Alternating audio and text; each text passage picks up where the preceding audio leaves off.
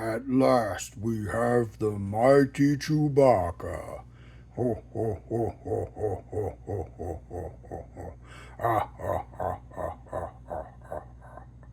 That's right. It's time we take a look at the vintage collection Chewbacca.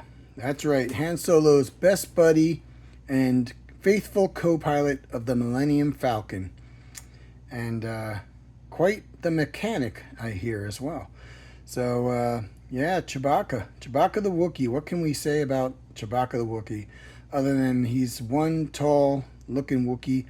But, surprisingly, by the time the Revenge of the Sith movie came about, we found out that he was actually a lemur compared to the other Wookiees. He was, yeah, one of the smaller Wookiees.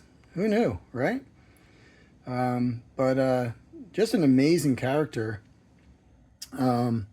George Lucas came up with the idea of Chewbacca because he had a Malamu, I believe it's a Malamu, dog that he would take everywhere with him. And he kind of sat in his car like a co-pilot.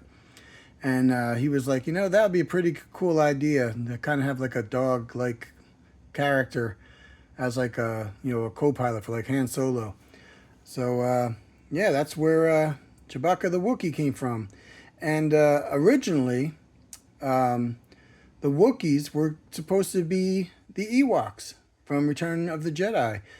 But George Lucas wasn't sure if he would have time to put the big Battle of Endor in because he wrote Star Wars in like a 3-act period. And, he wasn't sure if he was going to be able to do all 3 acts. If Star Wars was going to be successful to where he could do sequels. So he decided to take the Wookiees from the 3rd act, and because he really loved the character of Chewbacca so much, and who wouldn't? I mean, he's one of the best characters ever, and put him in the first movie as Han Solo's co-pilot, because he wasn't sure if he was going to be able, to finish the rest of the saga, if Star Wars was going to be a success or not. So instead, by the time they got to Return of the Jedi, they cut the Wookiees down the size to little Ewoks. So the Ewoks got to be the saviors of the rebellion and be the heroes of the day. But originally it was going to be Wookiees. So pretty interesting. Another little known fact is in the concept arts of Revenge of the Sith, they were actually going to have Han Solo as a little boy on Kashyyyk, but they scrapped that idea. But originally, Han Solo was going to be in Revenge of the Sith, so I found that really interesting as well. But yeah, let's take a look at our mighty Chewbacca here, and wow, this is a great looking Wookiee. And here's a little trivia for you guys to try to figure out.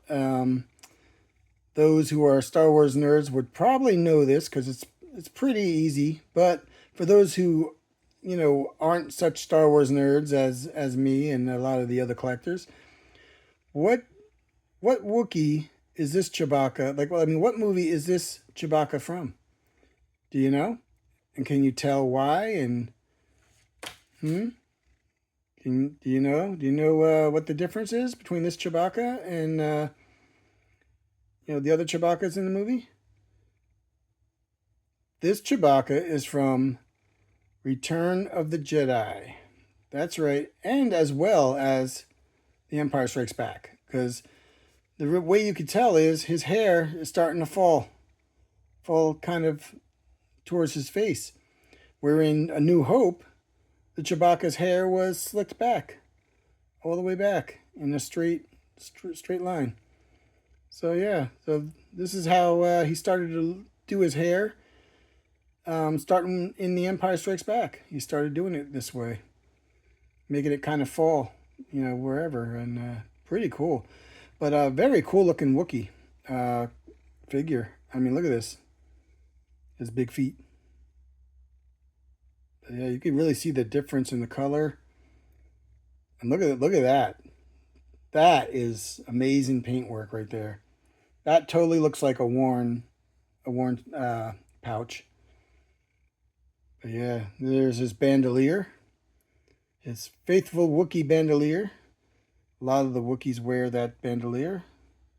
Yeah. So cool.